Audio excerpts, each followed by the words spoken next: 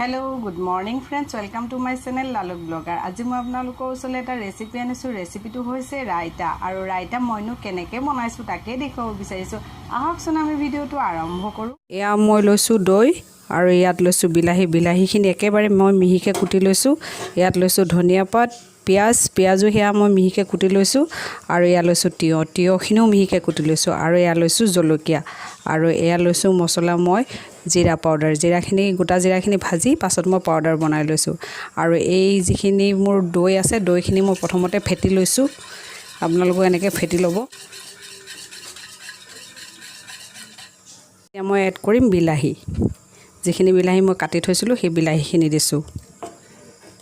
এয়া দিছো পিয়াজ, ধনিয়া পাত, কেঁচা জলকীয়া আৰু এয়া তিয়হ